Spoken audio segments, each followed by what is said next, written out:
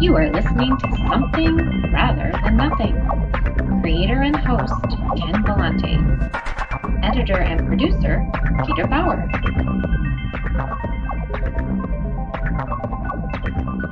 All right, so this is Ken Vellante with Something Rather Than Nothing podcast, and I have to tell you, it's a great pleasure to be having as a guest Buell Thomas, a friend of mine, extremely talented musician, and interestingly enough, went to the University of Rhode Island together, studied Yep. some classes Yep. and listened to some great music, including his music at the time. He was in a band called Superbug. He's got a new a project he's been working on called Wellbred Mongrels, and we'll hear a couple tracks. We'll hear a track from each one of those bands. But Buell, just wanted to welcome you to the podcast.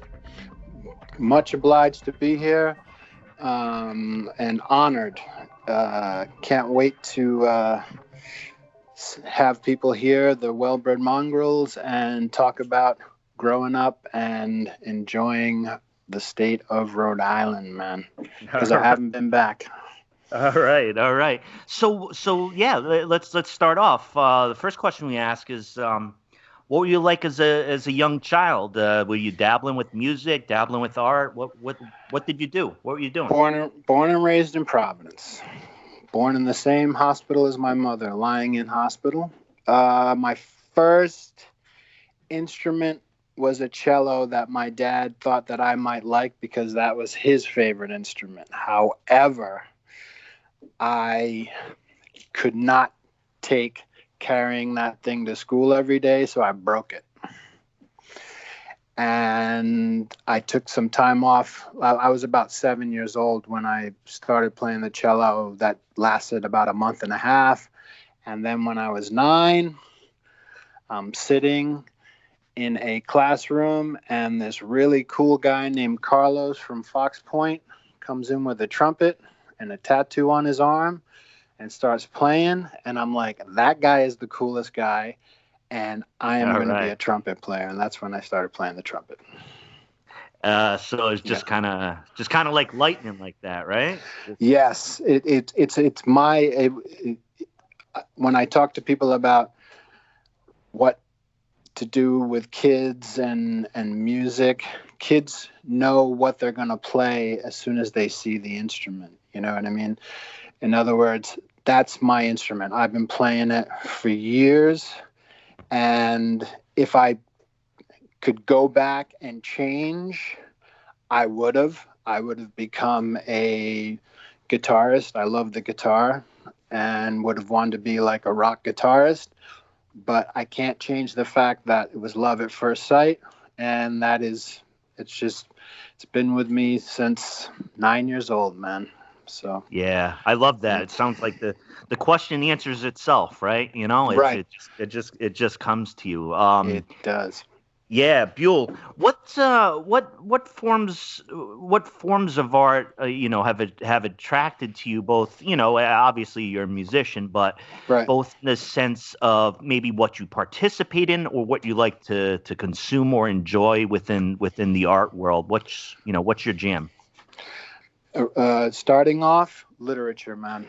From the time that I guess I was about 13, so I took the test to get into classical high school in Providence. Got in. The first summer that 9th grade, they give you a reading list. Well, they give you a reading list every year, but I remember reading The Hobbit. And The Hobbit changed my life forever because it was the most incredible thing that I had ever experienced. I mean, I still remember getting goosebumps reading that book. So throughout my life, I've always been into literature. When I came to New York, I've been lucky enough or blessed enough to go to every single museum, and I love paintings. I've gone to every museum to see exhibits, and I'm just in love with the whole painting thing of aspect of art. Yeah, I think we definitely share that. I'm a huge fan of literature and adore painting. Yeah. And it's interesting for me because I've studied, deliberately studied an intense amount of literature over the years. Right. But within school, and then on with painting, it's all been kind of like self-taught, and Right. but both passions of mine as well, and it's great that you have that same level of enjoyment, Yeah. probably that I do, that passion for it. Right. So what is what is art, Buell? Like in your opinion, what do you see? You've heard of paintings and music and such, but when you look at something, you say, that's a beautiful piece of art. What are you saying? I think that art reflects life. And it reflects it in a couple of different ways. It reflects it in a real way, whereas we get a real image of life, society, history, what's going on in the world. And I think we get a virtual where we see somebody's own image of something that might not look anything like the real image or even the real thing. So I think what artists do in all forms of art is to show what they see real things as. Sometimes you get an image that looks exactly like a tree. And then sometimes you get an image that looks nothing like a tree, yet it's the artist's image of a tree. So we're always, as artists, we're always trying to show what we see in real life. Am I making sense when I say that? Yeah, absolutely. And yeah, go ahead. It's everywhere. Art is everywhere. Nature produces art. Humans produce art. It's just, you look at a place like New York City, it's everywhere. The graffiti, the murals. We've got museums. If you look in Rhode Island, it's the same thing. If you walk along a beach, the way the sun is hitting the ocean, the way the sunset rises, no sunset or sunrise is the same every single day. You know what I mean? So, art is just, it's how the world is visualized. And right now, the last few episodes of the podcast I've been recording, of course, with the coronavirus pandemic, with the huge restructuring of the way we're living and kind of anxiety around that. And I think one of the things that I've been very interested in talking to artists, or within the role of artists, is you're there in the Bronx, right? Right. And it's kind of an intense scene. Can you, as an artist, as a performer, can you take a swing at the question of what the role of art and music is right now within that context, within the pandemic? I think it's complete and utter distraction, because basically the world is, or in New York City, we are in full on lockdown, quasi quarantine, and we're basically shuttered. And any news that we get, any announcements that we get are always somebody's sick, the numbers of people who are being diagnosed with or, testing positive for the coronavirus. It's everywhere. And so I think art needs to be a distraction for us. whether it's enjoying it, listening to music, or just doing it, even if it's not something that you do every day, but to do it to just distract yourself from, a pretty much grave situation. Yeah, yeah, and so you find yourself the role. Do you think it's a little bit more of a role of the distraction than normal, like that we need the distraction of the arts right now? Definitely. Yeah, yeah, Definitely. So about 2 weeks ago,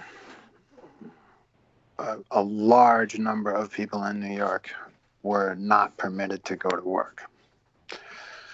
If you think of the everyday ritual that a lot of New Yorkers have, which is to wake up, quickly get dressed, get on the subway, and go to a job. Takes up a lot of time, but it distracts you from being a creative person. You see what I'm saying? In other words, yeah, it's yeah. like you turn into a robot. Like a funny story, like about 2.5 weeks ago, I have been taking the train for almost 2 years to Lower Manhattan for my job. And same thing, every single day, get up, take the kids to school, get on the train, go to work without fail. 2 weeks ago, my wife says, "Listen, man, I really don't think it's smart for you to take the train." No, but I gotta go to work. Where am I Yeah, going to yeah. park? I got to drive. I'm not going to drive to the city. It costs such and such amount of money. Finally, she's like, "I'm putting my foot down. You're driving." Yeah, yeah. You know what I mean? And so what?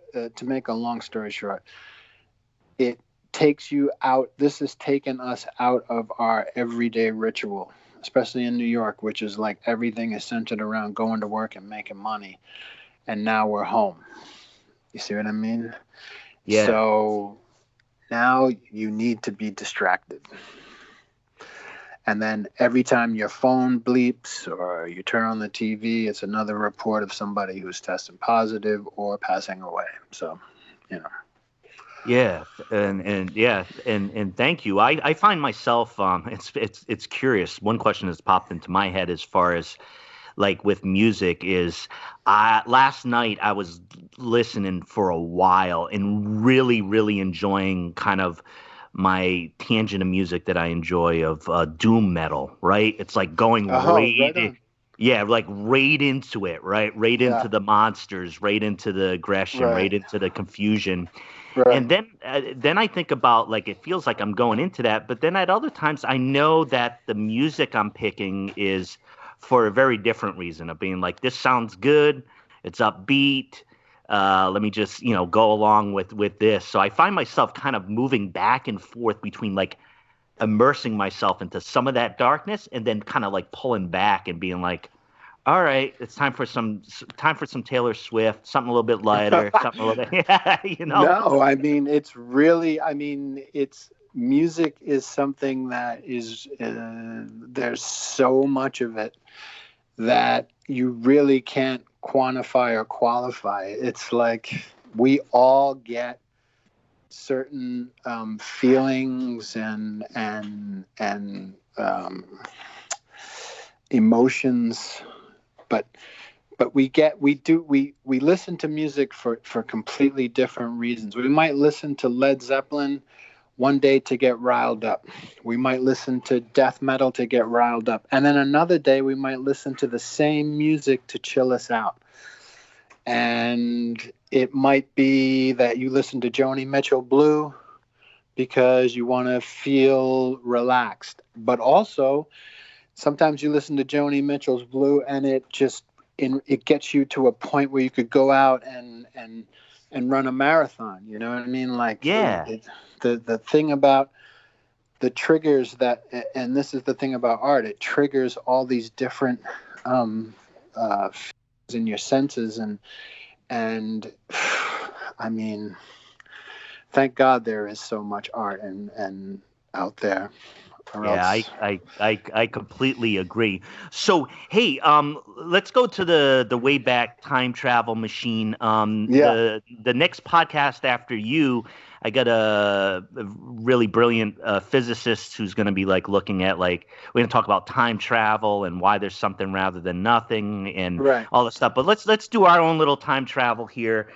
Going back to maybe about 25 years ago, your right, band that you're in lead on with Superbug at the University of Rhode Island. right on.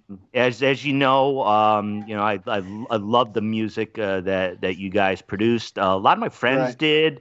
Got to see you live. So can you take us back a little bit to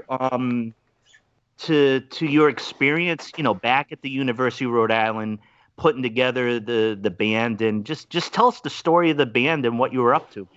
Right on, man. Basically, Superbug started on Caswell Street. It started in an apartment right across from the IGA and the big parking lot. And so I was rooming with Mark Archambault, who was the guitarist in the band.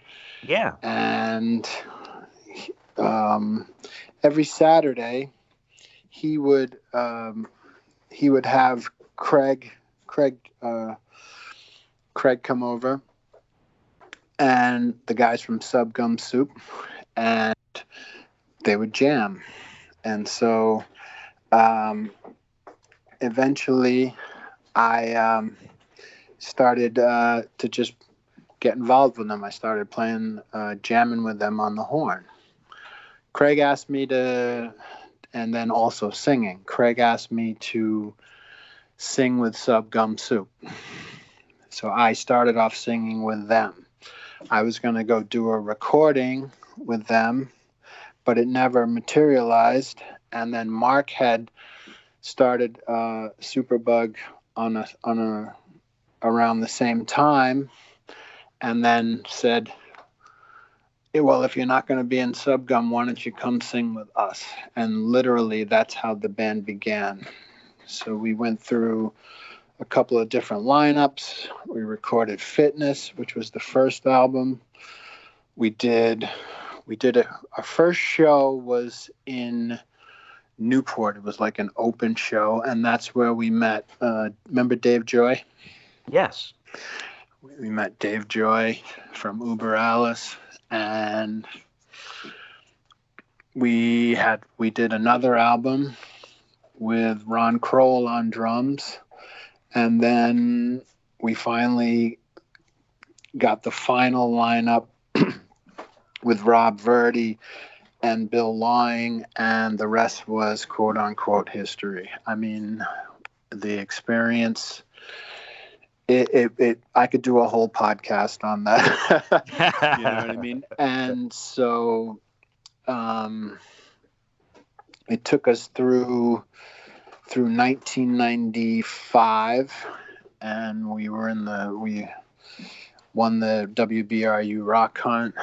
We recorded 4 albums, and I mean the whole scene of the Rhode Island music scene was so tight knit and powerful that, I mean, it's an experience that I can't ever forget, and never will forget. And the people that we met, the people that we played with, is just something that I can't. It's hard to even talk about it. Unfortunately, we lost Bill Lawing before we could reunite. But like I said, I don't. It was an experience that it's hard to rope into a couple of sentences. You know what I mean? So. Well, you know, one of the things is I think a lot of people who experienced the band, experienced the music around that time were just really excited about it. It was a great experience. It was a shared experience of both the enthusiasm and the great music that you guys were playing. I think it was special, and I think that's what's cool about it. For everybody who's listening, we're going to have a track at the end of this episode from Superbug. Buell, right now you're working your latest project's Wellbred Mongrels, right? And let's talk about your let's talk about that project and what you've been up with that. That project basically got off the ground in about 2010. So I when we broke up as Superbug, I came down to New York and studied at City College. And then I played around the city with various other people. I sat in with people mostly. And then I met a man named T.J. Swan, Joe Carter, who had a recording studio on 58th Street. I had a conversation with him that I had songs that I wanted that I'd been meaning to record. And I went to his studio, which was a museum of analog equipment. And basically, he and I sat down and arranged an album and recorded it in his Velvet Swan Studios. I recorded 10 songs with him and then put it out on vinyl. I pressed 500 copies of that. And then it's also on SoundCloud under the Wellbred Mongrels. I did a couple of shows for that album, and then unfortunately Joe passed. So I was sort of left not with nowhere to turn, but I decided that I was going to start doing everything myself. So I recorded this album basically by myself, and I have 12 songs that I released 6 as a volume 1, and I'm going to release 6 more as a volume 2. Well, yeah, thanks for catching us up. Hey, Buell, yeah. Right now I want to play a track, one of your tracks called Cool. Real Thing. We're going to cut into that right now. I'll pick up the chat after we play it, all right? Okay, man. The struggle is real. The struggle is real.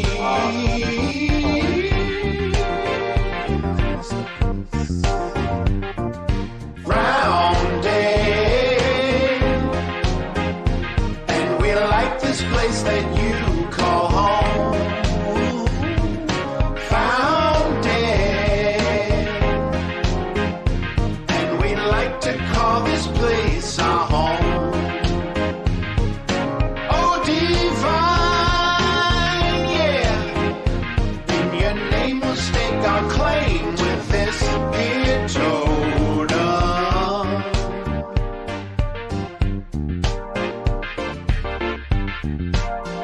Struggle is real. Struggle is real.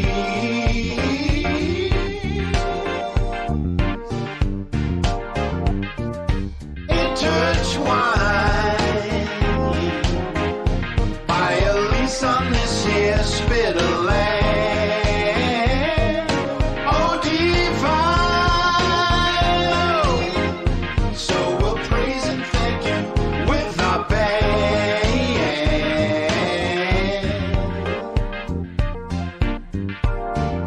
Struggle is real. Struggle is real. Transplanted, transform, reform is a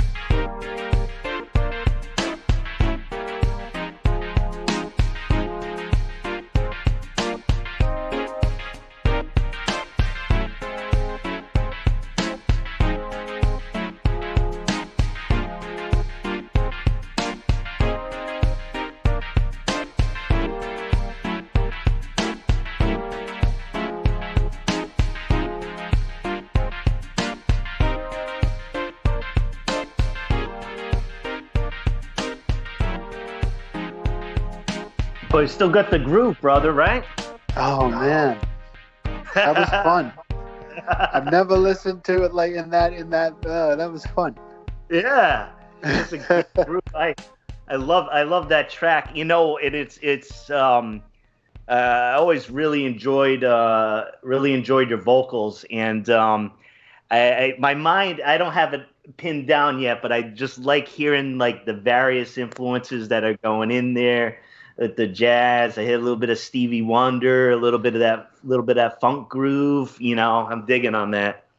Well, that's the thing that, you know, coming from Superbug and the types of people that we grew up with in Providence and in Rhode Island, and the mix of cultures, man. Yeah. Even when and I have to give props to all the members of Superbug, because they're my boys, man. I have to say hi to Chris Manchester, and I have to say hi to Mark Archambault and Rob Verdi, and rest in peace to Bill. Absolutely. But all that is what began with Superbug, and if you listen to, and people are going to listen to Sovereignty, and the same thing, we had all these influences coming together as one, and it's something that has never left me, man. Yeah, and I definitely know what you mean by the influences. You know, I grew up next door in Pawtucket, Rhode Island, so we might have ran past each other. But a great town. Might have even ran past each other. Great town. People don't even know how great Pawtucket is. It's the same thing. There's so many great people came out of Pawtucket. So, you know, it's Rhode Island. Rhode Island, people don't realize that Rhode Island is a heavy, heavy place for music, man. It's heavy. It's just as heavy as a place like New York. in its own way. It's like there's so many influences there, man. Oh yeah, You know. yeah. So so a big question behind all this, and you've been a creator, musician, and been making art for quite a long time. Right. Have you ever asked yourself why you create? Uh, I have not really ever asked myself that. I've only been thankful that I do. I It's just something that I felt like I had to do. I went through a period of time where I did not have any direction, and I remember I was sitting somewhere I was living in like South County, Narragansett. My dad came down. I was like about 20, 21 years old, and I hadn't played my trumpet in years, like 3 or 4 years, So he comes down, and we go to the Willows, the Twin Willows, for fish and chips. Oh yeah, yeah. And in his truck, he had my horn. I'm like, and he just handed it to me, and I'm like, what? Why? He's like, I don't know. Maybe one day you'll play it again. And I started playing that. I met some, it started the whole creative process with wanting to write music, to be around people who were playing music. And the next thing I knew, I was doing it. Amen. You know what I mean? Have I ever asked myself, do I want to create? I have to be honest, or the reason why I create, I do not know. Yeah. I've never asked myself that question, and it's as simple as that. Yeah, just the way things have developed. Yeah. That's a big question. I got an even bigger one for you. Sure. Why is there something rather than nothing? I thought about the title or the name of the podcast, and of course, I started messing around with the song and some simple lyrics, and that's what I had in my notes, and I just wanted to read them to you. Amen. So give me 1 second.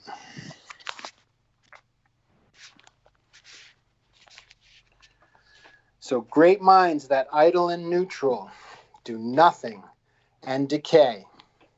Ho-hum, oh well, ho-hum, another one that got away.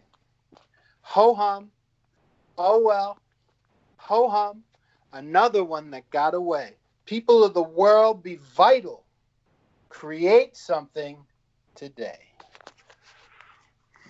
And that's my present to Ken Vellante. It's something rather than nothing. That's what I believe. I believe that the idle mind is the devil's workshop, brother.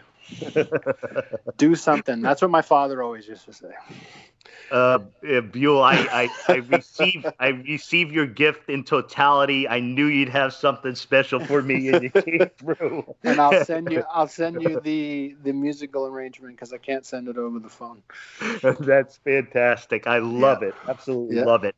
Yeah. Hey, we got one more question. Right on. And this is a way for the folks that I talk to, my guests, artists, to lay it out for listeners to be able to connect with, whether it's you, your music, where do they go, where do they look, where do they listen? Can you help folks along? I am on SoundCloud under the Wellbred Mongrels. That's the album I recorded with TJ Swan. The Wellbred Mongrels, the latest music, is on Spotify, Apple Music, Bandcamp, which is the most killer service, and people need to know that Bandcamp takes maybe like 0.1% of all the money that comes into the artist. Most of 99% of the money goes right back to the artist. So it's a great company, and hopefully we'll be seeing us soon somewhere in the Rhode Island area when this whole coronavirus thing decides to leave us alone. Yeah. Well, and thank you so much for that. And yeah, the Bandcamp, I've enjoyed. I've gotten a lot of music that way. And what I really appreciate about Bandcamp, for me, the kind of ways I used it to kind of supplement all my other listening is that, bands that you wouldn't be able to find or connect to around the world, they're right there getting their stuff out there. And also, I went on a deep dive into some actually very good quality Pink Floyd bootlegs that showed up on Bandcamp. Really? Kind of, yeah, just some concerts, of 1978 in Boston, and just listening to different versions. So that'd be a great place. Everybody can find the Wellbred Mongrels on Bandcamp. Just another, I forgot to mention the. We're also on Facebook. We have a web page, wellbredmongrels.com. That's great. And so you have a dedicated website, as you mentioned. We do. There. Yeah.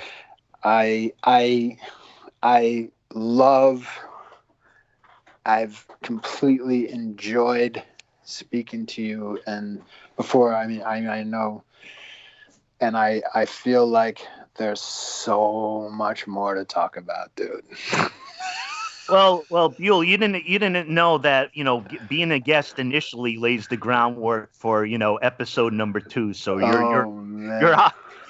You're obligated in that way. Well, because the thing is like speaking about the whole like history of music from like 1991 to 94. You could do a whole podcast of just 91 to 94 in Rhode Island.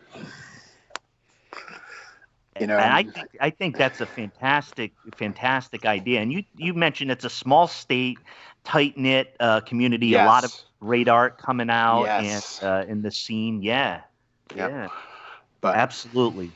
I digress.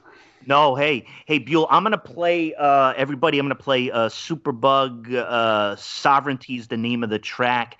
Hang on, Buell, because I'll probably yell and make a couple exclamations after we're done listening to this. Okay, all right.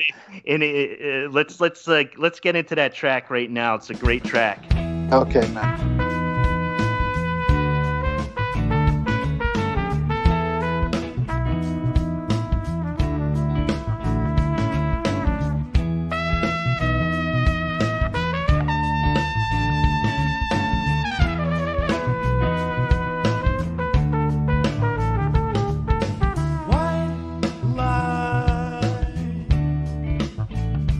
Everything is so agreeable.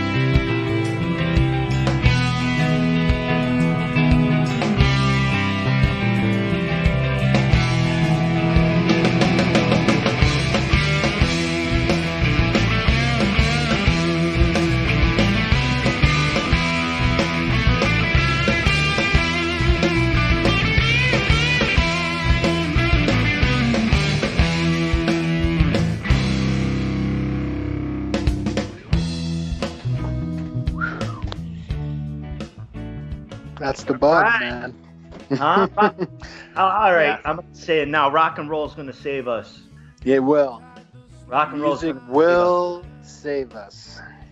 Everybody, Buell Thomas, Superbug, and Wellbred Mongrels.